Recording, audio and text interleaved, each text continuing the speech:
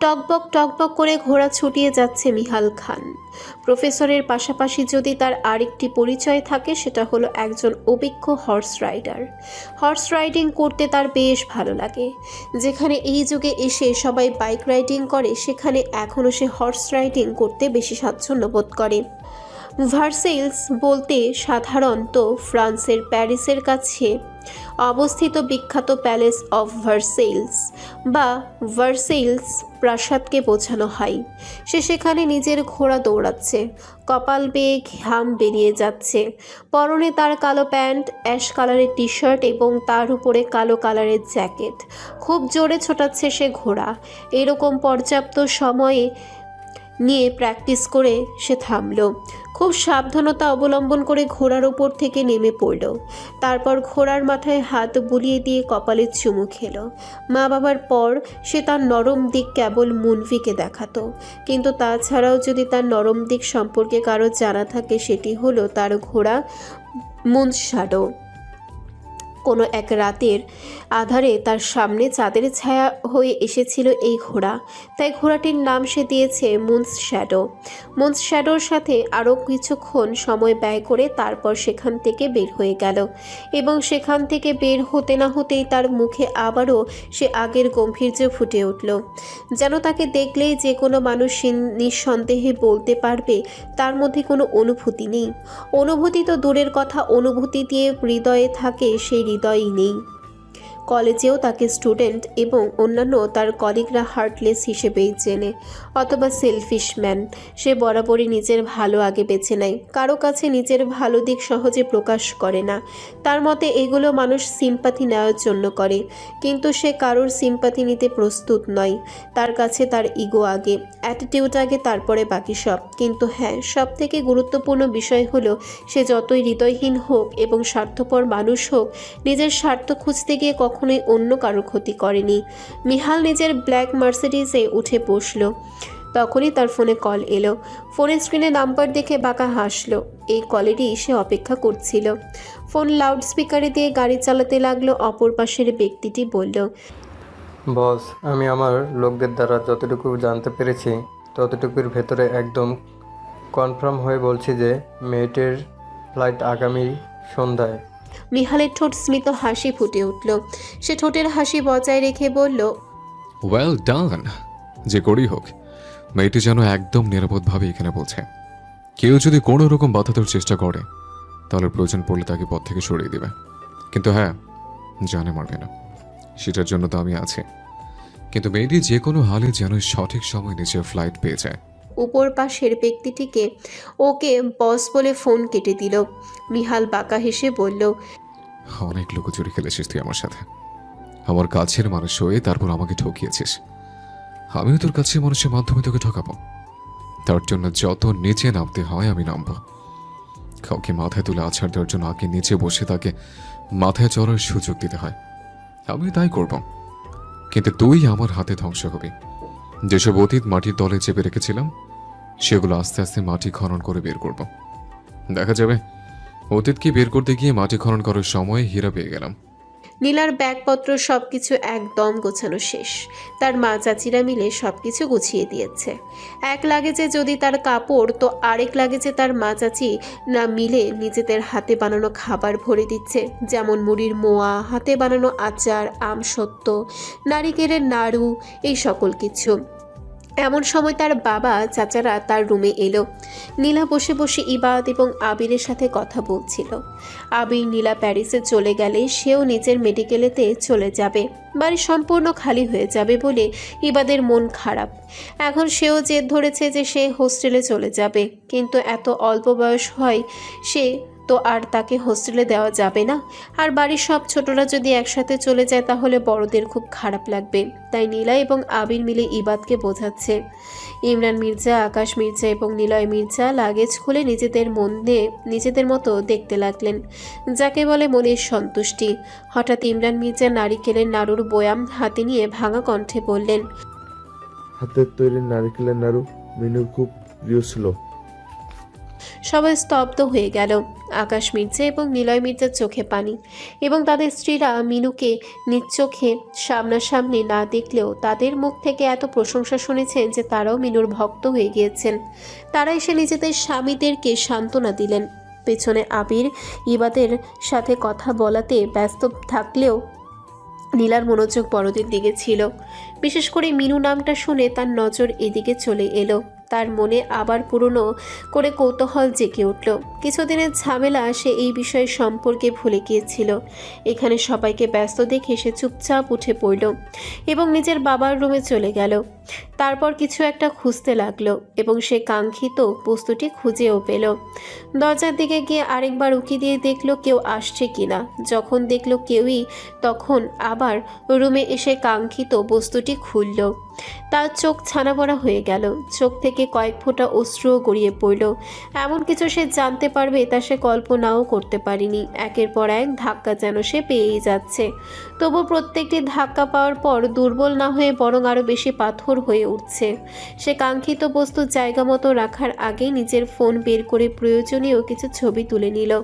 তারপরে চুপচাপ কাঙ্ক্ষিত বস্তু জায়গা মতো রেখে রুম থেকে বের হয়ে গেল। ইরফান বাড়ির সবাইকে বলে বের হয়েছে। আজ সন্ধ্যায় নীলার ফ্লাইট। এখন সকাল 11টা বাজে। বিকেল 3টার দিকে নীলা এয়ারপোর্টের উদ্দেশ্যে বের হবে। দুপুরের মধ্যেই তার নিজের কাজ সম্পন্ন করতে হবে। বাড়ি থেকে বের হয়ে কাউকে কল দিল। তারপর গাড়ি নিয়ে ছুটল নিজের গন্তব্যে। যেভাবেই হোক তাকে নীলার প্যারিসে যাওয়া বন্ধ করতে হবে, নয়তো অনেক বড় বিপদে পড়ে যাবে সে নিজে। আর নীলা দেশে থাকলে তারই লাভ। যেভাবেই হোক নীলার মন গলিয়ে নীলার কাছ থেকে অফিসে নীলার অংশ সে নিজের নামে করবেই। যেটা নিয়ে একবার আশা করেছে সেটা সে হাতছাড়া হতে দিবে না। 4 রাস্তার মোড় দিয়ে এসে গাড়ি চালাচ্ছিল, এমন সময় এক বড় ট্রাক এসে তার গাড়ি ধাক্কা দিল। ফলস্বরূপ সে গাড়ি ব্রেক কষতে গিয়ে গাছের সাথে ধাক্কা খেল এবং মাথা লাগলো গাড়ির স্টিয়ারিংয়ে। কপাল থেকে রক্ত বের হতে শুরু করলো। গাড়ির গ্লাস ভেঙে কিছু টুকরো তার গায়ে এসে লাগলো।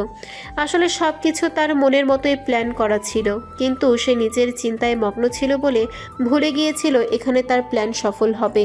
তাই অ্যাক্সিডেন্টে কিছুটা গুরুতর আহত হয়ে গেল। যে অ্যাক্সিডেন্ট করেছে সেটার কথার মতন পালিয়ে গেল। আশেপাশের লোক এসে তাকে গাড়ি থেকে বের করে হসপিটালে নিয়ে গেল এবং ভর্তি করিয়ে দিল। ইকরা নীলার বাড়িতে চলে এসেছে। দুজনে মিলে একসাথে বের হবে। নীলার বাড়ি থেকে এয়ারপোর্ট যাওয়া সোজা। ইকরার বাড়ি কিছুটা দূর, তাই চলে এসেছে আগে আগে। ইকরার সাথে তার মা বাবা এসেছে। মেয়েকে এয়ারপোর্টে দিয়ে তারপর ওনারা তাদের বাড়িতে ফিরে যাবেন। সবাই মিলে বসে দুপুরে খাবার খাচ্ছেন। দুপুরে খাবার খেয়ে কিছুক্ষণ জিরিয়ে সবাই এয়ারপোর্টের উদ্দেশ্যে রওনা হবেন। আরশি আর নিচে খেতে এলো না, কারণ নীলার প্রতি সবার আতিথ্যতা তার পছন্দ হবে না। সবাই খাওয়া শেষ করে ড্রয়িং রুমের সোফায় বসলো। বড়রা মিলে 2 মেয়েকে এটা সেটা বোঝাচ্ছে, যেহেতু প্রথমবার দেশের বাইরে যাবে একা একা। এমন সময় ইমরান মির্জার ফোনে কল আসলো। তিনি কল ধরতেই কেউ একজন বলল, আমরা হসপিটাল থেকে কল করেছি। আপনার ছেলে ইরফান মির্জার অ্যাক্সিডেন্ট হয়েছে। এখন আইসিইউতে ভর্তি আর গুরুতর অবস্থা। কথাটি শুনে ইমরান মির্জার হাত থেকে ফোন মেঝেতে পড়ে গেল। অস্পষ্ট সরি কেবল বললেন। ইরফানের অ্যাক্সিডেন্ট হয়েছে? সঙ্গে সঙ্গে ড্রয়িং রুমে নীরবতা নেমে এলো। সবার চোখে মুখে আতঙ্কের ছাপ ফুটে উঠল। নীলা কিছুটা স্তব্ধ হয়ে গেল এমন কথা শুনে। মনের ভেতরে এক অদ্ভুত অনুভূতি হলো, কিন্তু এই অনুভূতির নাম জানা নেই তার। এমন না যে তার এই কথা শুনে ভালো লাগছে, কিন্তু হ্যাঁ, কোনো দিক দিয়ে খারাপ লাগছে না। আগে নীলা হলে হয়তো এতক্ষণে কান্নায় ভেঙে পড়তো এই কথা শুনে, কিন্তু এখন তার এতটাই খারাপ লাগছে যতটা একজন অপরিচিত মানুষের খারাপ খবর শুনেও লাগে। কিন্তু এর বেশি তার খারাপ লাগছে না। ইরিন আক্তার যতই ছেলের উপরে রাগ করে থাকুক না কেন, ছেলের অ্যাক্সিডেন্টের কথা শুনে তিনি কান্নায় ভেঙে পড়লেন। তার যারাও তাকে একদিক দিয়ে সামলাচ্ছে তো আরেক দিক দিয়ে নিজেদের চোখের পানি ঝরাচ্ছে। যত যাই হোক, ইরফান বাড়ির বড় ছেলে ছিল। একটু আগেও যে বাড়িতে হাসি তামাশার শব্দ ছিল, এখন সেই বাড়িতে কান্নার শব্দ। আর সেই কান্নার শব্দ শুনে নিজের রুম থেকে বের হয়ে এলো। হলরুমের এমন অবস্থা দেখে সে কিছুটা অবাক হলো। কিছু না বলে ওপর তারা থেকে নিচ নেমে এলো। নিলয় মির্জা বলল, ভাই, এখন কান্নাকাটি করে তো লাভ নেই। আমাদের আগে হসপিটালে গিয়ে দেখতে হবে ইরফান এখন কেমন আছে। আর সে কিছুই বুঝতে পারল না। সে কৌতূহল দমিয়ে রাখতে না পেরে জিজ্ঞেস করলো। নীলা ইরফানের কি হয়েছে? মির্জা বলল। আর এইমাত্র হসপিটাল থেকে কল এসেছিল ইরফানের নাকি অ্যাক্সিডেন্ট হয়েছে। সে অবাক হয়ে গেল। ইরফান যখন বাসা থেকে বের হয় তখন তার ঠোঁটে আরশি রহস্যময় হাসি দেখেছিল। আর আরশি খুব ভালো করেই জানে যে ইরফান যেভাবেই হোক নীলাকে প্যারিসে যাওয়া থেকে আটকাবে। তাই আরশির বুঝতে সময় লাগলো না যে এই সব ইরফানের করা কারসাজি। নীলা দাঁড়িয়ে দাঁড়িয়ে আরশির রিয়াকশন দেখছিল। সে ভেবেছিল আরশি হয়তো কান্না করবে, কিন্তু আরশিকে কোনো প্রতিক্রিয়া করতে না দেখে নীলার খটকা লাগলো। তারপর সেই রাতে ইরফান তাকে প্যারিস যাওয়ার জন্য বারবার নিষেধ করছিল। আর ইরফান এবং আরশি তারাও প্যারিস ছিল।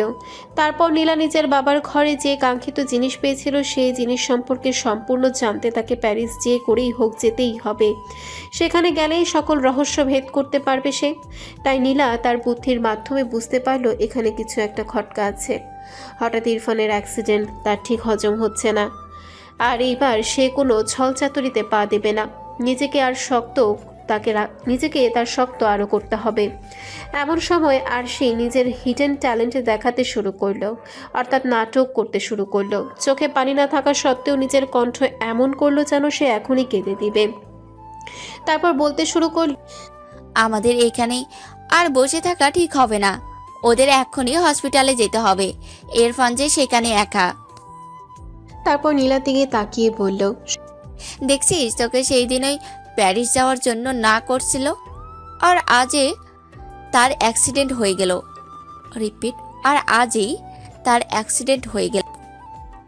এত বাধা বিপত্তি আসার পরেও কি তুই প্যারিস যাবি? তাই আর দেরি না করে চলো হসপিটালে যাই। সবাই অবাক হয়ে গেল, কারণ এখন যদি নীলা হসপিটালে যায় তাহলে তার এয়ারপোর্টে আসতে দেরি হয়ে যাবে। আরে এয়ারপোর্ট আসতে দেরি হলে তার ফ্লাইট মিস হয়ে যাবে, কারণ হসপিটালের রোড বাম দিকে আর এয়ারপোর্ট রোড ডান দিকে। তাই এখন যদি নীলা হসপিটালে যায় তখন তার এয়ারপোর্টের রাস্তা উল্টা হয়ে যাবে। তখনই নীলা আরশিকে বলল, আমি যদি এখন হসপিটালে যাই তাহলে আমার ফ্লাইট মিস হয়ে যাবে, তাই আমি যেতে পারবো না। আর এই কথা শুনে আরশির মাথায় যেন আকাশ ভেঙে পড়ল। নীলা নাকি হাসপাতালে যাবে না, যেখানে তার প্রাণপ্রিয় ইরফান ভাই ভর্তি। এটা আরশির হজম হতে সময় লাগলো, কিন্তু উপস্থিত বাকিদের কোনো হেলদোল দেখা গেল না। ইমরান মির্জা বললেন, তাহলে এক কাজ করি নিলয় আর লায়লা সাথে আবির এবং ইবাদকে নিয়ে নীলাকে এয়ারপোর্টে পৌঁছে দে। তারপর তোরা সবাই হাসপাতালে আয় এবং আমি বাকিদের নিয়ে এখনই হাসপাতালে চলে যাচ্ছি। সবাই সম্মতি জানালো। এমন সময় আরশি আবার নীলাকে বাধা দেওয়ার জন্য বলল, তোর মনে কি এতটুকু মনুষ্যত্ব নেই? বাড়ির বড় ছেলে হাসপাতালে ভর্তি, আর তুই কিনা প্যারিস যাওয়ার জন্য উঠে পড়ে লেগেছিস। সি নীলা, সি। নীলার এবার রাগ উঠে গেল আরশির কথায়, কিন্তু পরিস্থিতি এখন ঠিক না। তাই সে নিজেকে যথাসম্ভব স্বাভাবিক রেখে কণ্ঠে গাম্ভীর্য এনে বলল, আমি কি ডক্টর নাকি? আমি হসপিটালে গেলে ইরফান ভাইয়া তাড়াতাড়ি সুস্থ হয়ে যাবে। হসপিটালে গিয়ে কেবল তাকে দেখতে পারবো এবং ভালো মন্দ জিজ্ঞেস করতে পারবো। এগুলো তো আমি প্যারিসে গিয়ে ভিডিও কলেও করতে পারি।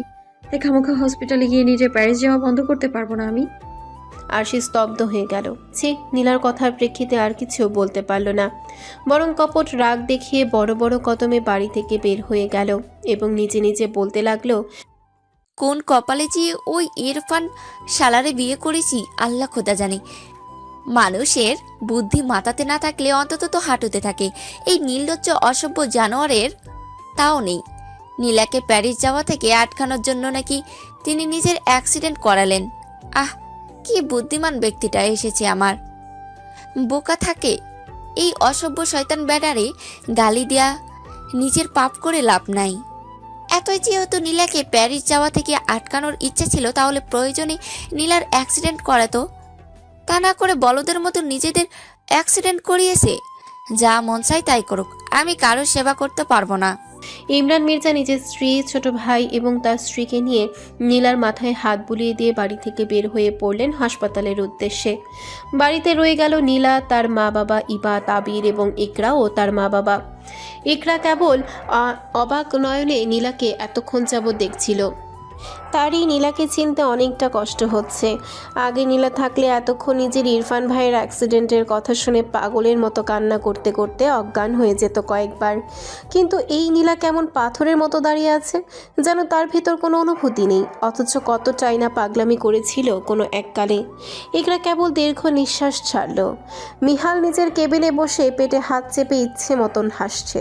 হাসতে হাসতে তার চোখ দিয়ে পানি বের হয়ে পড়ল। তার ডেস্কের ওপরে ফোন লাউড স্পিকারে ছিল। ফোনের অপর প্রান্তে থাকা ব্যক্তি তাকে একটি খবর শুনিয়েছে এবং সেই খবর শুনেই সে এভাবে হাসছে। সে কাঙ্ক্ষিত ব্যক্তিটি তার এমন হাসি দেখে বিভ্রান্ত হয়ে গেল, কারণ তার জানা মতে যে সে যার জন্য কাজ করে সেই ব্যক্তিটি হৃদয়হীন, তাকে কেউই হাসতে দেখেনি। তার ঠোঁটে কেবল থাকতো রহস্যময় হাসি, আর সেই ব্যক্তি গগন ফাটানো হাসি দিচ্ছে যার অবিশ্বাস্য। মিহাল হাসতে হাসতে বলল, কাহিনী কি? নিজের স্ত্রী যাতে প্যারিস না আসতে পারে তার জন্য নিজের অ্যাক্সিডেন্ট করিয়েছে। এমন বলদ মানুষের পৃথিবীতে এখন আছে, অথচ এই বলদ মানুষ মিহাল খানের মতো হার্টলেস মানুষকে ঠকিয়ে কত সুন্দর পালিয়ে গেল। আমি এই বলদের উপর হাসবো, নাকি বলদ দ্বারা আমি প্রতারিত হয়েছি তাই নিজের উপর হাসবো? যাই হোক, ওর হাত পা ভেঙে গেলে সেটির ব্যান্ডেজ লাগানো সহ একটা ছবি চাই আমার। সেটা আমি বড় ফ্রেম আকারে বের করব। এবং বাংলাদেশে এখন আর কোনো কাজ নেই, প্যারিস চলে এসো। ফোনের অপর পাশের ব্যক্তিটি কেবল জবাবে ইয়েস স্যার বলে ফোন কেটে দিল। মিহাল নিজের হাসি নিয়ন্ত্রণে এনে আবার সেই আগের ভয়ানক রূপ ধারণ করল। তারপর বাঁকা হেসে বলল, ওহে নীলাঞ্জনা, জানি না কি করে সত্য মিথ্যা লড়াই তুমি এলে, কিন্তু যেহেতু তুমি এসেছ তাই তোমাকে লড়াই অংশগ্রহণ করতেই হবে। তবেই তো খেলা জমবে। তোমার মাধ্যমে তোমার স্বামীর সর্বনাশ করবো আমি, যেমন সে আমার সর্বনাশ করার চেষ্টা করেছিল। কিন্তু সব থেকে বেশি কষ্ট লাগছে আমার মনভির কথা ভেবে। ডক্টর মনভির এত খারাপ দিন এসছে যে কিনা এখন বিবাহিত মহিলার সাথে প্রেমের নাটক করবে। কথাগুলো বলে মিহাল আবার হাসিতে ফিরে পড়ল। আর যেন আজ হাসিই থামছে না। ইরফান যে খুব গুরুতরভাবে আহত হয়েছে এমন কিছুই নয়, কেবল তার কপাল ফেটে গিয়েছে, যার ফলে কপালে ব্যান্ডেজ লাগাতে হয়েছে। হাত পা চলে যাওয়ার কারণে সেখানে ব্যান্ডেজ লাগানো হয়েছে। সে হাসপাতালের বেডে শুয়ে শুয়ে ভাবছে কখন এই খুশির খবর শুনতে পারবে যে নীলা প্যারিসে যায়নি। এমন সময় তার রুমে হুড়মুড়িয়ে ঢুকে পড়ল মির্জা পরিবারের সকলে। ইরফান তাদেরকে দেখতে পেরে নিজের মুখের হাসি লুকানোর চেষ্টা করল এবং সে খুব অসুস্থ এমন ভাব নিতে লাগলো। আর সেই দরজার এক কোণায় দাঁড়িয়ে থেকে তার ভাব ভঙ্গিমা দেখছে, কারণ একটু পরে ইরফানের এমন ভাব থাকবে না যখন সে শুনবে নীলা এখানে না এসে প্যারিস যাওয়ার জন্য এয়ারপোর্টে চলে গেছে। ইরিন আক্তার ছেলের পাশে এসে বসে কান্নায় ভেঙে পড়লেন এবং ছেলের মাথায় হাত বুলিয়ে দিতে লাগলেন। ইরফান আশেপাশে তাকিয়ে নীলাকে খুঁজতে লাগলো, আর সে তা বুঝতে পেরে ঠোঁট কামড়ে হাসলো এবং বলল, নীলা প্যারিসে যাওয়ার জন্য এয়ারপোর্টে গিয়েছে, তাই হাসপাতালে আসেনি। এতক্ষণে হয়তো তারা সবাই এয়ারপোর্টে পৌঁছে গিয়েছে, আর ঘন্টাখানেক পর তার ফ্লাইট। ইরফান সঙ্গে সঙ্গে শোয়া থেকে উঠে বসল। সবার দৃষ্টি ইরফানের দিকে, আর সে ইরফানের এমন চেহারা দেখে বাঁকা হাসল। অন্যকে আটকাতে গিয়ে এখন নিজেই হাসপাতালে আটকে গেছে ইরফান। ইরফান কিছু বলতে যাবে তার আগেই তার বাবা চাচারা মিলে তাকে আবার বিছানায় শুইয়ে দিলেন এবং বললেন তাকে রেস্ট নিতে। ইরফান শুয়ে থেকে যেই না কিছু বলতে যাবে অমনি তার চাচি তার মুখ টুপ করে চুইংগাম ভরে দিল। আসলে ইরফানের অভ্যাস ছোটবেলা থেকেই, যখন সে অসুস্থ থাকবে তখন সে শুয়ে শুয়ে চুইংগাম চাবায়, তাই তার চাচি হাসপাতালে আসার আগে চুইংগাম কিনে নিয়ে এসেছেন। এখন একের পর এক করে 4টা চুইংগাম ভরে দিলেন মুখের মধ্যে। ইরফান বেচারা এখন কথা বলতে পারছে না। আরশির না চাইতেও ইরফানের এমন নাজেহাল অবস্থা থেকে ভীষণ হাসি পাচ্ছে। নিজের হাসি চেপে রাখতে না পেরে কেবিন থেকে বেরিয়ে গেল সে। ইরফান তো একদম স্তব্ধ হয়ে গেল। তারও বিশ্বাস হচ্ছে না নীলা তাকে দেখতে না এসে প্যারিসে যাওয়ার জন্য এয়ারপোর্টে চলে গেছে। এখন যদি সেই নীলাকে আটকানোর জন্য এয়ারপোর্টের উদ্দেশ্যে রওনাও হয়, তার পৌঁছাতে পৌঁছাতে নীলার ফ্লাইট ছেড়ে দিবে। সে এখন চুইংগাম চালাতে চালাতে হতাশা নিঃশ্বাস ছাড়ল। মিহাল ইউনিভার্সিটিতে লেকচার শেষ করে বাড়ি ফিরল। অ্যাপার্টমেন্টে প্রবেশ করেই দেখল তার মা ড্রয়িং রুমের সোফায় থুতনিতে হাত রেখে বসে আছে। মিহাল এসে নিজের মায়ের পাশে বসল। ইসরাতুল নিজের ছেলের দিকে ছলছল চোখে তাকিয়ে নরম স্বরে বললেন, তোর বাবা তার পরিবারের একমাত্র সন্তান বলে তুই কখনো কোনো চাচা জ্যাঠার ভালোবাসা পাসনি, কিন্তু আমার কারণে তুই তোর মামাদের ভালোবাসা থেকেও বঞ্চিত হলি হিসেবে তুই বড় ছেলে, অথচ তুই তোর মামাদের ভালোবাসা পেলি না, তাও তোর তিনটে মামা। কথাগুলো বলে নিজের ওড়না দিয়ে মুখ চেপে ধরলেন কান্না আটকানোর জন্য এবং সেখান থেকে উঠে নিজের ঘরের দিকে চলে গেলেন। মিহাল নিজের মায়ের যাওয়ার দিকে তাকিয়ে এক দীর্ঘশ্বাস ছাড়ল। না, সে নিজের মায়ের কষ্ট দেখতে পারছে না, আর পারছে না নিজের মায়ের কষ্ট কমিয়ে দিতে। সে তো একবার চেষ্টা করেছিল, কিন্তু সে নিজেই ঠকে গেছে। সে চলে গেল অতীতের ভাবনায়, যেগুলো তাকে তার বাবা বলেছিল। অতীত। ইসরাতুলের পুরো নাম ইসরাতুল মিনা মির্জা। সে হলো মির্জা পরিবারের সব থেকে ছোট মেয়ে এবং ভাইদের জানের টুকরা। তার বড় 3 ভাই আছেন, যাদের নাম ইমরান মির্জা, নিলয় মির্জা এবং আকাশ মির্জা। তারা 3 ভাইদের বয়সের মাঝে তেমন ব্যবধান নেই। ইমরান মির্জা থেকে নিলয় মির্জা প্রায় 3 বছরের ছোট এবং আকাশ মির্জা আবার নিলয় মির্জা থেকে 3 বছরের ছোট। আর ইসরাতুল মিনা মির্জা আকাশ মির্জার 2 বছরের ছোট। 3 ভাই মিলে আদর করে তাকে মিনু বলে ডাকতো, কারণ তাদের মা বাবা তাকে ইসরাতুল বলে ডাকতো আর প্রতিবেশীরা এবং আত্মীয় স্বজনরা মিনা বলে ডাকতো। তাই তারা একটু ভিন্নভাবে ডাকবে বলে আদর করে মিনাকে মিনু বলে ডাকতো। ছোট থেকেই মিনা বড় হয়েছে তার ভাইদের কোলে পিঠে। তাদের বাড়ির এক পাশে থাকতো খান পরিবার। খান বংশে ছিল একজন ছেলে যার নাম মুবিন খান, মিহালের বাবা। তিনি ইমরান মির্জার সমবয়সী ছিলেন, আর একই পাড়াতে থাকার কারণে ইমরান মির্জার সাথে তার ভালো বন্ধুত্ব হয়ে গিয়েছিল। ফলস্বরূপ মুবিন খান ছিলেন ইমরান মির্জার বন্ধু এবং প্রায়শই তিনি মির্জার বাড়িতে আসতেন। আর তাদের বাড়ির পাশের বাড়ি ছিল চৌধুরী বাড়ি। তাদের ছিল এক মেয়ে যার নাম ছিল মিনু চৌধুরী, মুনভীর মা। তিনি ইসরাতুল মিনা মির্জার সমবয়সী ছিলেন। তারা একই তারিখে জন্মগ্রহণ করেছিলেন, কিন্তু মাস ছিল আলাদা। মিনু চৌধুরী কয়েক মাস বড় ছিলেন ইসরাতুল মিনা মির্জা থেকে।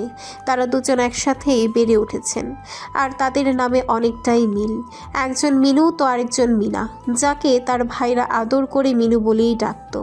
অনেক সময় তো এমন হয়েছে যে তারা দুজন যদি একসাথে বসে আছে আর সেই সময় যদি কেউ মিনু বলে ডেকেছে, তাহলে দুজনেই একসাথে তাকিয়েছে। সময়ের সাথে সাথে হয়ে যায় দুজন বেস্ট ফ্রেন্ড। মুবিন খানের যখন বয়স ছিল 22, তখন ইসরাতুল মিনার বয়স ছিল 14। তখন থেকেই মুবিন খানের মিনাকে মনে ধরেছিল, কিন্তু বয়সের ব্যবধানে এবং বন্ধুত্বের খাতিরে তিনি নিজের মনের আশা মনেই রেখেছিলেন। তিনি চাইতেন মিনা যখন বড় হবে তখন তিনি নিজের অনুভূতি প্রকাশ করবেন। আর তার ছিল আরেক বেস্ট ফ্রেন্ড যার নাম শাহরিয়ার মামুন। সে প্রায়শই তাদের বাড়িতে আসতো এবং কাকতালীয়ভাবে তার মনে ধরে মিনুকে। অর্থাৎ দুই বেস্ট ফ্রেন্ড ভালোবেসে ফেলে অন্য 2টা বেস্ট ফ্রেন্ডকে। তারপর হঠাৎ মিহালের ভাবনায় ছেদ ঘটে ফোন বেজে ওঠাতে। সে নিজের মাথা থেকে সকল চিন্তা ভাবনা দূর করে ফোন ধরে এবং কথা বলতে বলতে নিজের রুমে চলে যায়। বাকি অতীত গল্পের সাথে সাথে জানতে পারবেন। প্যারিস শার্ল দে গল বিমানবন্দর থেকে বের হয়ে এলো 2 তরুণী। দুজনের পরনে বোরখা এবং হিজাব, দুজনের 2 হাতে 2 লাগেজ। দুজনে মিলে এয়ারপোর্ট থেকে বের হয়ে এলো। উদ্দেশ্য এখন তাদের ক্যাব নিয়ে প্যারিসের 7ম অ্যারেন্ডসমেন্টে যাওয়ার। আমেরিকান ইউনিভার্সিটি অফ প্যারিস তো সেখানেই।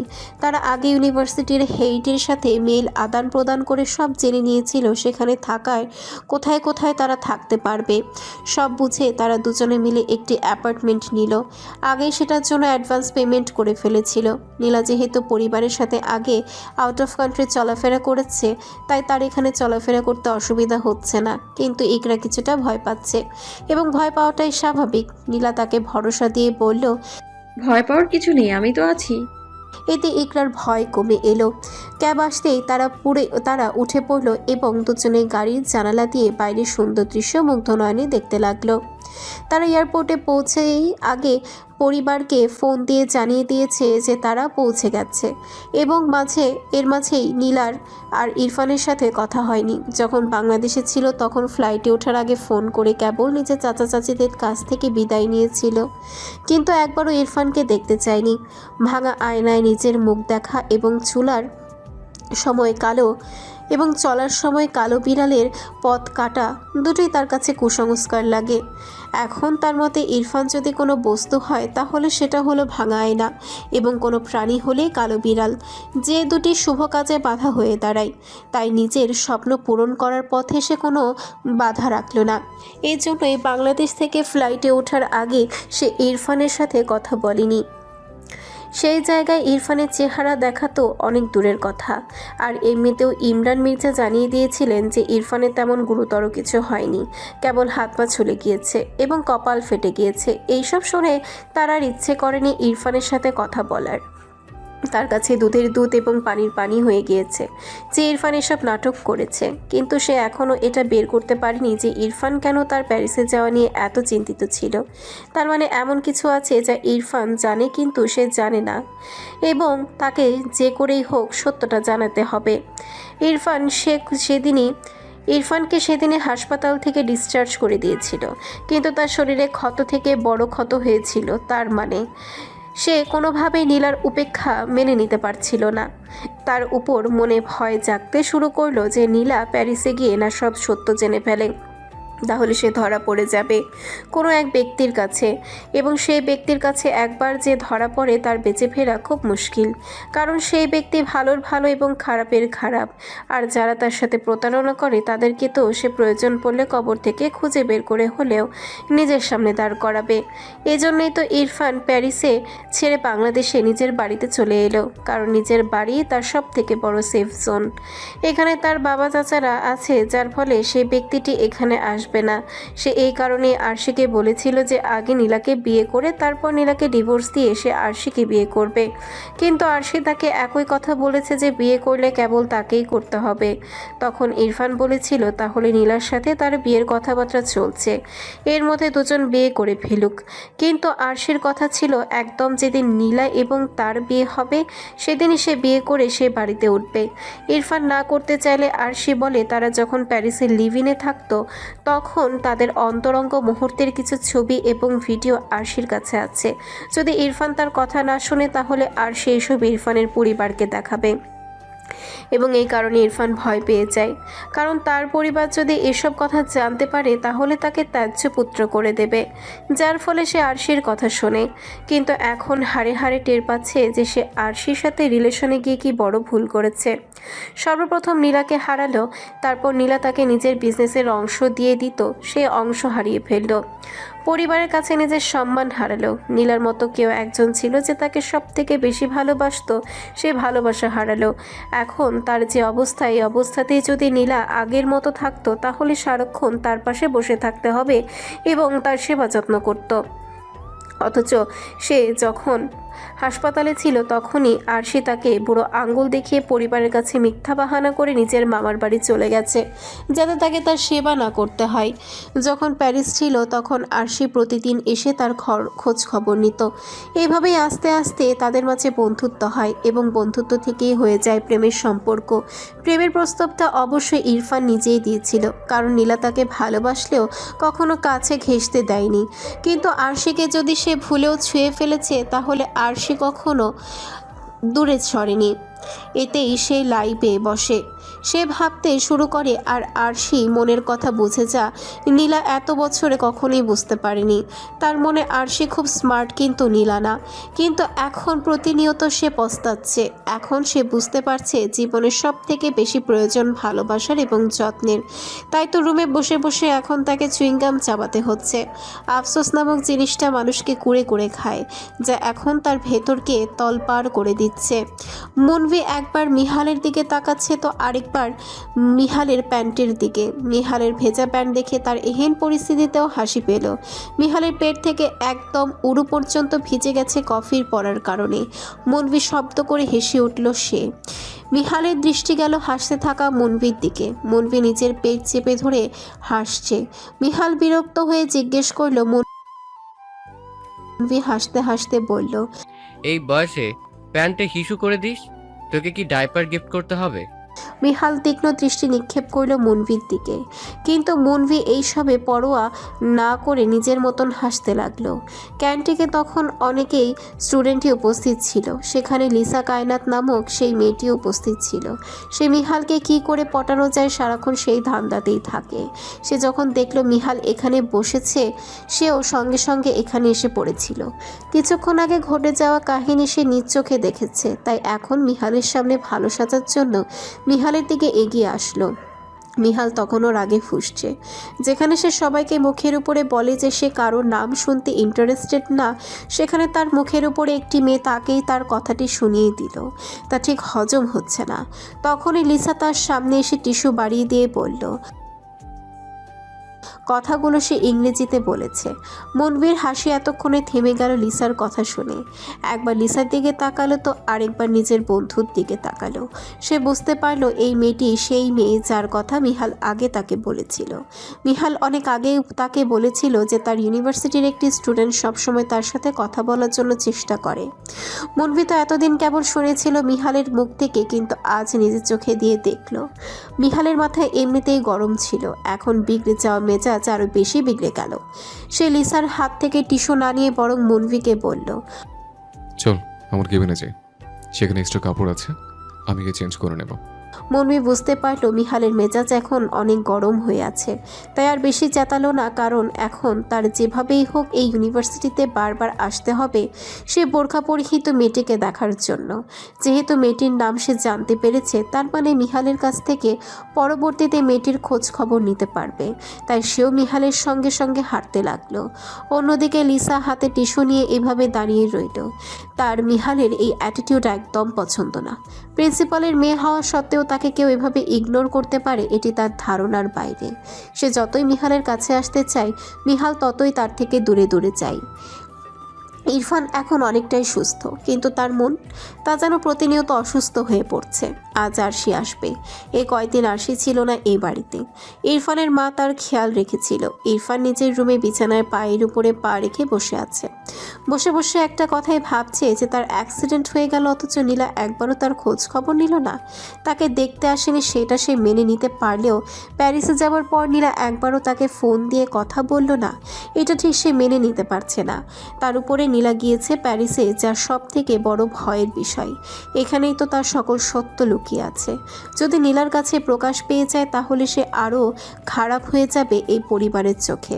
সে যে ধোঁকা দিয়েছিল কাউকে, তারই খুব কাছের আত্মীয়কে। যদি তার পরিবার জানতে পারে যে সে এই পরিবারের সব থেকে কাছের কোনো আত্মীয়র সাথে যোগাযোগ করতে পেরেছিল এবং তাদেরকে ধোঁকা দিয়ে এসেছিল, তাহলে তার পরিবার তাকে ত্যায্য করে দেবে। এইসবে ভাবতেই তার গায়ের কাঁটা দিয়ে ওঠে। এমন সময় আরশি ঘরে প্রবেশ করলো। ইরফান এক নজর তাকালো আরশির দিকে। পরনে তার সাদা রঙের টাইট 3 পিস, একদম গায়ের সাথে মিশে আছে। ওড়না কোনো রকম জড়ানো। আগে যখন আরশি তার প্রেমিকা ছিল এবং তখন এইসব ড্রেস যদি পরতো, তার কাছে একটুও খারাপ লাগতো না, বরং আকর্ষণীয় লাগতো। কিন্তু এখন তার খুব গায়ে লাগছে, কারণ রাস্তা দিয়ে আরশি এটা পরে এসেছে, তার মানে অন্যান্য পুরুষরা আরশিকে দেখেছে। সে নিজেও একজন পুরুষ, খুব ভালো করেই জানে অন্য পুরুষেরা নারীদের দিকে কিভাবে তাকায়। তার মাথা গরম হয়ে গেল। সে আরশিকে ধমক দিয়ে বলে উঠল, আর এসব কী ধরনের পোশাক পরেছো তুমি আরশি? ভুলে যেও না তুমি মির্জা পরিবারের বউ। তোমার মান সম্মান নাও থাকলেও মির্জা পরিবারের একটি মান সম্মান আছে। পরবর্তীতে আর এ ধরনের ড্রেস পরে বাইরে যাওয়া আসা করবে না। আর বাড়িতে বড়রা আছে, তাদের সামনেও এ ধরনের পোশাকে পরবে না। এরপর থেকে ঢিলাঢালা জামা কাপড় পরবে, বাইরে গেলেও বোরকা পরে যাবে। সে সবেমাত্র হাতে ব্যাগ টেবিলের উপর রাখলো, এমন সময় ইরফানের হুঙ্কার শুনে সে কেঁপে উঠল।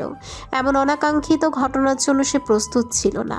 তার কিছুক্ষণ সময় লাগলো বুঝতে বিষয়টি, কিন্তু পরক্ষণে সে নিজেকে সামলে ইরফানের দিকে চোখ গরম করে তাকিয়ে বলতে শুরু করলো, ও প্লিজ দয়া করে আমার সঙ্গে এসব নাটক করবে না। তোমার ভালো মানুষগিরি দেখানোর ইচ্ছা থাকলে নিজের পরিবারের সামনে গিয়ে দেখাও, আমাকে দেখাতে এসো না। তুমি কেমন তা আরশির খুব ভালো করেই জানা আছে। আর রইল বাকি এসব ড্রেস পরার কথা। তাহলে যখন তোমার সাথে প্রেম করতাম তখন তো খুব ভালো লাগতো আমাকে এইসব ড্রেসে দেখতে, তাহলে এখন কেন ভালো লাগছে না? আগেও আমি দেখতে যেমন ছিলাম এখনও তেমন আছি। আগে যদি এসব ড্রেসে আমাকে দেখলে বলতে আমাকে হট লাগছে, তাহলে এখন কেন ভালো লাগছে না? যখন প্রেমিকা চাই তখন হট সুইট 16 মেয়ে খোঁজো, অথচ যখন বউ চাও তখন বোরকাওয়ালি পর্দাশীল মেয়ে খোঁজো। এটা আবার কোন ধরনের চরিত্র? তোমাদের পুরুষদের আগে নিজেদের চরিত্র ঠিক করো, তারপর অন্যদেরকে দোষারোপ করো। আর রইল বাকি মির্জা পরিবারের সম্মানের কথা। যেখানে মির্জা পরিবারের বড় ছেলের এই অবস্থা, সেখানে সেই পরিবারের সম্মান না থাকাটাই খুব স্বাভাবিক। এবং আমার সম্মানের কথা সেটা তো কবে চলে গিয়েছে, যখন তোমার মতো নির্লজ্জকে বিয়ে করেছিলাম। আর আমাকে ভুলেও নীলা ভাবতে শুরু করবে না যে আমি তোমার জন্য নিজের পছন্দকে বিসর্জন দিয়ে দিব। আমার যেটা ভালো লাগে আমি সেটাই করব। তোমার যদি আমাকে এরকম ভাবে দেখতে অসুবিধা হয় তাহলে নিজের চোখ বেঁধে রাখতে পারো, আমার কোনো সমস্যা নেই। কথাগুলো বলে আরশি আর সেখানে দাঁড়িয়ে না থেকে গড় গড় করে বাথরুমে চলে গেল। আর ইরফান সে আগের ন্যায় বিছানায় বসে রইল। তার কানে কেবল একটাই কথা বাজছে, আর আমাকে ভুলেও নীলা ভাবতে শুরু করবে না যে আমি তোমার জন্য নিজের পছন্দকে বিসর্জন দিয়ে দেব। আসলেই তো তার অপছন্দের সকল কিছু নীলা বিসর্জন দিয়েছিল। যদি সেগুলো নীলার খুব পছন্দের ছিল, তবুও সেগুলো থেকে নিজেকে দূরে রেখেছে। তার মনে পড়ে গেল অতীতের একটি স্মৃতি। নীলার বয়স তখন 11 বছর হবে, অর্থাৎ নীলার জন্মদিন আজ। পুরো বাড়ি খুব সুন্দর করে সাজানো হয়েছে। যেহেতু নীলার নীল রং খুব পছন্দ, তাই পুরো বাড়ি নীল রঙের অ্যাস্থেটিকভাবে সাজানো হয়েছে। ছোট্ট নীলাও আজ নীল রঙের গাউন পরে নীল পরি সেজেছে। নীলা যখন নিজের রুমে তৈরি হচ্ছিল তখন ইরফান তার ঘরে আসে এবং তাকে নীল রঙের কাপড়ে দেখে মুখ কুঁচকে ফেলে। তার বরাবরই এই রংটা একদম পছন্দ না। সে নীলার দিকে এগিয়ে গেল। নীলা তখন আয়নার সামনে দাঁড়িয়ে মাথা বাঁধছিল। সে আয়না দিয়ে ইরফানকে দেখতে পেল এবং ইরফানের চেহারাতে সে বিরক্তির ছাপ স্পষ্ট ছিল। সে বিরক্তির ছাপ সে দেখতে পেল। সে পেছনে ফিরে ইরফানকে জিজ্ঞেস করল, ভাইয়া কি হয়েছে? তোমার মুখ এমন কেন দেখাচ্ছে? ইরফান কপাল কুঁচকে বলল, তুই নীল রঙের জামা পরেছিস কেন? জানিস না এ রং আমার সব থেকে অপছন্দের? একদম বাজে দেখাচ্ছে। সঙ্গে সঙ্গে নীলার মুখ চুপসে গেল। সে গত রাতে কয়েকটি মার্কেট ঘুরে তারপরে গ্রাউন কিনেছিল। নীল গ্রাউনটি তার খুব পছন্দ হয়েছিল। নিজের জন্মদিনের জন্য নিজে পছন্দ করে কিনেছিল। বাড়ির সবাই তাকে দেখে অনেক প্রশংসা করে গিয়েছে যে আজ তাকে অনেক সুন্দর লাগছে, অথচ তার ইরফান ভাই বলছে তাকে নাকি একদম বাজে দেখাচ্ছে। নিষ্পাপ মন ভেঙে চুরমার হয়ে গেল। জন্মদিন নিয়ে সে খুব খুশি ছিল। এক নিমিষেই তার সকল খুশি হাওয়া হয়ে গেল। ভেবেছিল তার ইরফান ভাইয়া তার অনেক প্রশংসা করবে, অথচ তার ইরফান ভাইয়া তার প্রশংসা না করে উল্টো আরও তাকে বলল যে তাকে নাকি বাজে দেখাচ্ছে। সে মনক্ষুণ্ণ হলো। মলিন মুখ করে বলল, তাহলে কি এই রঙের পোশাক চেঞ্জ করে ফেলবো? ইরফান বিন্দুমাত্র সময় নষ্ট না করে বলে উঠল, হ্যাঁ অবশ্যই, এক্ষুনি এ রঙের জামাটি চেঞ্জ করুন। একদম বিটকুটে লাগছে তোকে। কথাটি বলে গটগট করে বের হয়ে গেল ইরফান রুম থেকে। আর নীলা অশ্রুসিক্ত নয়নে ইরফানের দিকে চেয়ে রইল। তারপর আর দেরি না করে এই রঙের জামাটি চেঞ্জ করে অন্য একটি জামা পরল। সবাই যখন তাকে জিজ্ঞেস করলো যে কেন সে নীল রঙের গ্রাউন চেঞ্জ করে ফেলেছে, তখন সে কিছু একটা বাহানা করে ফেলল। সেই দিন নীলার মন অনেকটাই খারাপ ছিল, কারণ সে নিজের পছন্দের জামাটি পরতে পারেনি। কিন্তু নিজেকে একটি কথা বলে সান্ত্বনা দিয়েছিল যে তার দাদি একবার তাকে বলেছিল যে তার ইরফান ভাইয়ের সাথে তাকে বিয়ে দেওয়া হবে এবং সে যেন সবসময় তার ইরফান ভাইয়ের কথা শোনে। তার ইরফান ভাইয়া যা বলবে তাই যেন সে করে, তাহলে নাকি বিয়ের পর তার ইরফান ভাই তাকে অনেক ভালোবাসবে।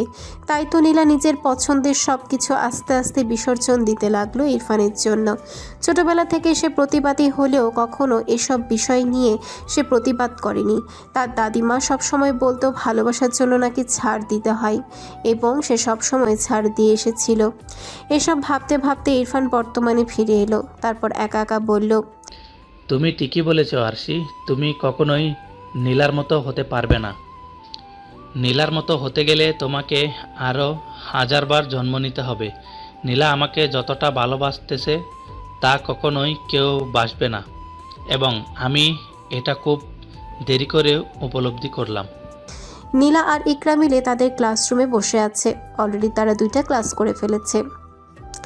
এখন গ্রুপিং ক্লাস হবে। ইকরা আলাদা ক্লাসে চলে যাবে তার গ্রুপিং সাবজেক্টের জন্য, আর নীলার এখন ইকোনমিক ক্লাস হবে। ইকরা বের হয়ে যেতেই নীলা নিজের সিটে একা একা বসে রইল। অবশ্য ক্লাস করার মাঝ দিয়ে তাদের একজনের সাথে বন্ধুত্ব হয়ে গিয়েছে। হয়তো আস্তে আস্তে সামনে আরও নতুন বন্ধু পাবে তারা। লিসা ক্লাসে প্রবেশ করলো। সে অন্যান্য ক্লাসে মিস দিলেও কখনো ইকোনমিক ক্লাস মিস দেয় না, কারণ ইকোনমিক টিচার আর কেউ না, তার ক্রাশ মিহাল খান। তাই তো একদম ভদ্র ছাত্রীর মতো ক্লাসের পড়া রেডি করে ক্লাসে প্রবেশ করেছে। কিন্তু ক্লাসে আসতেই ফার্স্ট বেঞ্চে দেখতে পেল বোরখা পরিহিত সেই মেয়েটিকে, যে ক্যান্টিনে মিহালের উপরে কফি ফেলে দিয়েছিল। সঙ্গে সঙ্গে তার মাথা গরম হয়ে গেল।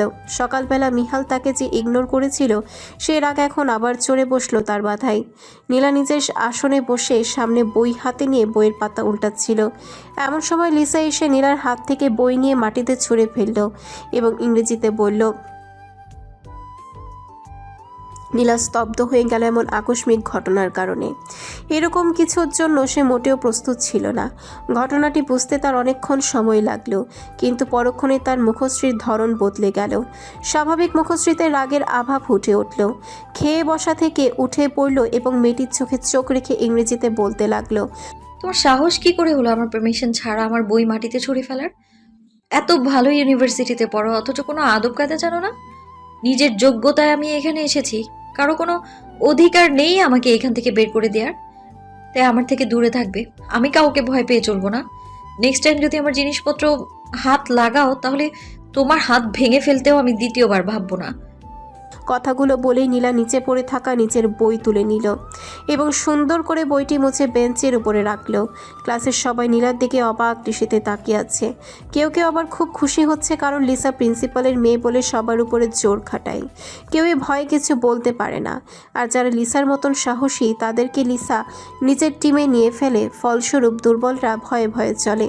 কিন্তু নীলা প্রথম, যে কিনা ইউনিভার্সিটিতে প্রথম দিনে এসে নিজের সাহসিকতা প্রকাশ করেছে। সবাই সম্মানের দৃষ্টিতে দেখছে নীলাকে।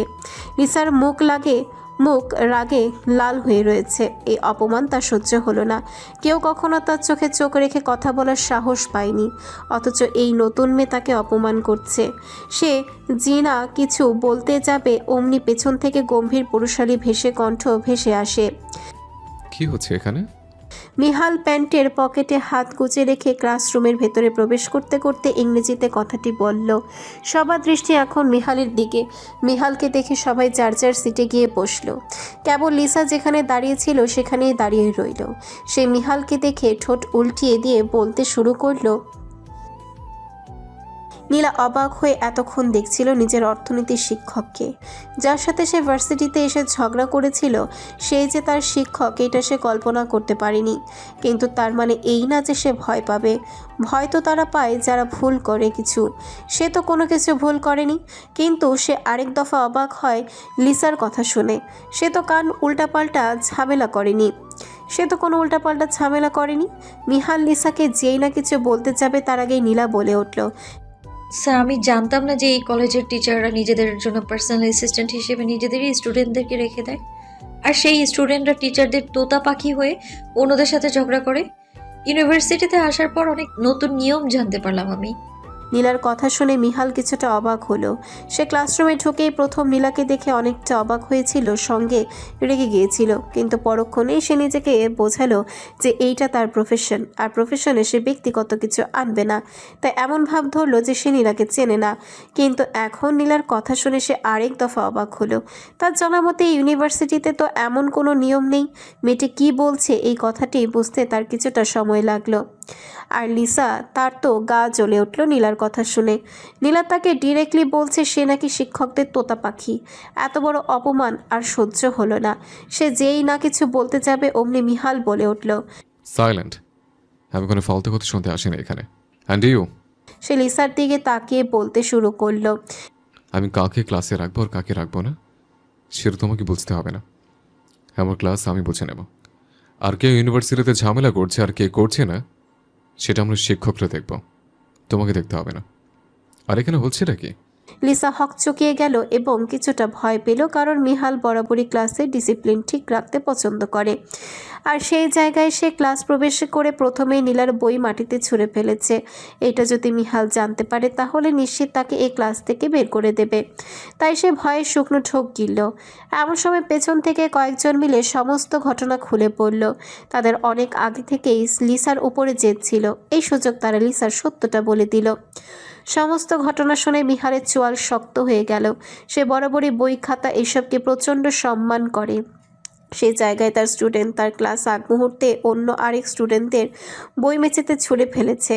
বইকে অপমান করা মানে তাকে অপমান করা, এবং যে একবার মিহাল খানকে অপমান করবে তাকে অনেক বড় শাস্তির সম্মুখীন হতে হবে। সে লিসার দিকে তাকে হুঙ্কার দিয়ে বলে উঠল, যার বই তুমি নিচে ফেলেছ তাকে সরি বলো। সবাই অবাক হয়ে গেল, কারণ লিসা কখনোই কাউকে সরি বলেনি। মিহাল আবার ধমক দিয়ে উঠতে লিসা নীলাকে সরি বলল। নীলা জবাবে ইটস ওকে বলল। তখনই মিহাল লিসাকে বলল, আমার ক্লাস থেকে এক্ষুনি বের হয়ে যাও। যে বিদ্যাকে অপমান করে তার কোনো জায়গা নেই আমার ক্লাসে। আগামী 1 সপ্তাহ তুমি আমার ক্লাস থেকে সাসপেন্ড। 1 সপ্তাহ পর নিজের গার্ডিয়ান নিয়ে আসবে আমার কাছে, তারপরই তোমাকে আমার ক্লাস করতে দিব। নাও গেট লস্ট। শেষের কথাটি মিহাল অনেক জোরে চিৎকার করে বলল। লিসা আর দাঁড়িয়ে না থেকে দৌড়ে দিয়ে ক্লাসরুম থেকে বের হয়ে গেল। সবাই চেয়ে রইল লিসার যাওয়ার দিকে, আর লিসা সে চুপচাপ বসে রইল আর মনে মনে বলতে লাগলো, প্যারালালকে যতটা খারাপ ভেবেছিলাম ততটা খারাপ নয়। নীলা খুব মনোযোগ দিয়ে ক্লাস করছে আর মিহাল নিজের মতো করে পড়াচ্ছে। বরাবরই মিহাল কেবল ক্লাসে এসে পড়িয়ে স্টুডেন্টদের ডাউট সলভ করে, অ্যাসাইনমেন্ট দিয়ে ক্লাস থেকে চলে যায়। অন্য কোনোখানে মন অথবা চোখ দেয় না। কিন্তু আজ না চাইতেও সামনের বেঞ্চে নিজের বইতে মগ্ন থাকা বোরকা হিজাব এবং মাস্ক পরা থাকা মেয়েটির দিকে তার নজর চলে যাচ্ছে। সকালে সে কেবল মেয়েটির চোখ দেখেছিল, কারণ মেয়েটির মাস্ক পরা ছিল, আর কেবল মেয়েটির কণ্ঠ শুনেছে। তাছাড়া আর কিছুই জানা নেই তার এই মেয়েটির সম্পর্কে। অবশ্য জানতে তার 1 সেকেন্ডও সময় লাগবে না। মন বলছে এই মেয়েটি সম্পর্কে জানতে, কিন্তু ইগো এবং মস্তিষ্ক বলছে এই মেয়েটি তেমন ইম্পর্ট্যান্ট না তার জন্য। এই মেয়েটির সম্পর্কে কিছু না জানলেও চলবে। সে এখন মন এবং মস্তিষ্কের সিদ্ধান্তের মাঝখানে বন্দি আছে। তবুও বারবারই পড়ানোর মাঝে মেয়েটির চোখের দিকে নজর চলে যাচ্ছে এবং নিজের এহেন কাজে সে নিজেই বিরক্ত বোধ করছে। তার সাথে কখনো এমন ঘটেনি। যতটা নিজের উপরে বিরক্ত বোধ করছে তার থেকে বেশি মেয়েটির উপরে বিরক্ত বোধ করছে। মেয়েটি এমন ভাব নিয়ে বসে আছে যেন মেয়েটি তাকে চেনে না, এবং সকালে কিছুই ঘটেনি তাদের মাঝে, অথচ এমন কাজ করেছে যা আজ পর্যন্ত কেউ করার সাহস পায়নি, একজন বাদে, তার সেই ছোট্ট নীলাঞ্জনা, যে একবার তার প্যান্ট ভিজিয়ে দিয়েছিল। যখন মিহাল তার ছোট্ট নীলাঞ্জনাকে প্রথমবার দেখেছিল তখন নিষ্পাপ শিশু বাচ্চাটি তার প্যান্ট ভিজিয়ে দিয়েছিল। সে ঘটনাটি আজ থেকে 21 বছর আগে, অথচ 21 বছর পর এক মেয়ে এসে আবার তার প্যান্ট ভিজিয়ে দিল। যে কাজ একবার তার নীলাঞ্জনা করে ফেলেছিল সে কাজ দ্বিতীয়বার অন্য কেউ করেছে, এটা ঠিক পছন্দ হলো না মিহালের। মিহাল নিজের মাথা নেড়ে সকল চিন্তাভাবনা দূর করল, কারণ সে নিজের লক্ষ্য থেকে বিচ্যুত হতে পারবে না। তার একটাই লক্ষ্য, সেটা হলো প্রতিশোধ। মুনভি ইউনিভার্সিটির চারদিকে তন্ন তন্ন করে খুঁজছে সেই মেয়েটিকে, যাকে সকালে এক নজর দেখেছিল। মনে পড়ে গেল সকালের ঘটনা। সে মিহালের সাথে ক্যান্টিনে বসেছিল। তখন দুটি মেয়ে একসাথে ক্যান্টিনে প্রবেশ করল। দুজনেই বোরকা হিজাব এবং মাস্ক পরেছিল। সবার থেকে ভিন্ন ছিল বলে প্রথমেই মুনভির দৃষ্টি চলে গেল মেয়ে দুটির দিকে। দুটি মেয়ের মধ্যে একজন লাইট পিঙ্ক রঙের বোরখা পরেছিল, হিজাবও একই রঙের। চোখ টানা টানা। মুনভি না চাইতেও বারবার মেয়েটির দিকে তাকাচ্ছে। হঠাৎ মুনভি থমকে গেল যখন মেয়েটি নিজের মাস্ক খুলে বোতল দিয়ে পানি পান করতে লাগলো। গোলগাল চেহারা, গায়ের রং উজ্জ্বল, গালে আছে জন্মদাগ, যা মুনভির নজর কাড়ার জন্য যথেষ্ট ছিল। হঠাৎ পাশের মেয়েটি বলে উঠল, ইকরা। নামটি শুনে মুনভি বাস্তবে ফিরে এলো। আবার একই নাম শুনল সে, ইকরা। সে বুঝতে পারছে না আদৌ কি সেই নামটি শুনেছে নাকি তার এটা কল্পনা। নীলা ক্লাস থেকে বের হলো এবং ইকরার ক্লাস যেখানে সেখান থেকে ইকরাকে বের হতে দেখল। তখন ইকরাও ক্লাস শেষ, সেও ক্লাস থেকে বের হলো। নীলা ইকরাকে ক্লাস থেকে বের হতে দেখে ইকরার নাম ধরে দূর থেকে ডাক দিল, আর তাই মনভি ডাকটি শুনতে পেল। সে করিডোরের মাঝখানে ছিল, সামনে থেকে দেখলো সে যাকে এতক্ষণ ধরে তন্ন তন্ন করে খুঁজছিল সে মেয়েটি হেঁটে আসছে। মনভির পা সেখানেই থেমে গেল। মেয়েটির চোখ আরও স্পষ্ট হলো, এতক্ষণ দূরে ছিল বিধায় ছোট ছোট চোখগুলো দেখা যাচ্ছিল, কিন্তু মেয়েটির যত কাছে হেঁটে আসতে লাগলো তত যেন মনভির বুক ধুকপুক ধুকপুক করতে লাগলো। সে নিজে একজন ডাক্তার, কিন্তু এখন তার মনে হচ্ছে তার নিজেরই কোনো এক ডাক্তারের প্রয়োজন। ইকরা একদম তার কাছে চলে এলো। মনভি এক নজরে তাকিয়ে রইল। ইকরা যেই না তার পাশ কাটিয়ে সামনে যাওয়ার জন্য অগ্রসর হলো, তখনই সে নরম সুরে বলল। ওয়েট। ইকরার সঙ্গে সঙ্গে দাঁড়িয়ে গেল। মেয়েটা নীলার মতন না, এত প্রতিবাদী আর না এত সাহসী। সে কিছুটা ভীত প্রকৃতির বটে, কিন্তু তবুও নিজের ভয় প্রকাশ না করে স্বাভাবিক কণ্ঠে তাকে যেই পুরুষটি ডেকেছে সেই পুরুষটির দিকে তাকিয়ে বলল, ইয়াস। মনভির গায়ে লোম দাঁড়িয়ে গেল নিজের পাশে থাকা মেয়েটির নরম কণ্ঠ শুনে। এই মুহূর্তে তার মনে হলো যদি এই মেয়েটি একবার তাকে অনুমতি দেয় তাহলে সে আজীবন এই মেয়েটির কণ্ঠ শুনে নিজের জীবন পার করে দিতে পারবে। সে মেয়েটির চেহারা দেখার জন্য 2 কদম পিছিয়ে গেল। এখন তারা দুজন একে অপরের সামনে দাঁড়িয়ে আছে। মনভির হাইট হবে 6 ফুট, আর তার সামনে দাঁড়িয়ে থাকা মেয়েটির হাইট হবে 5 ফুট 4 কি 5। মেয়েটির হাইট দেখে মনভি মুচকি হাসলো এবং মনে মনে বলল, তার মানে আমাদের ভালোই বানাবে।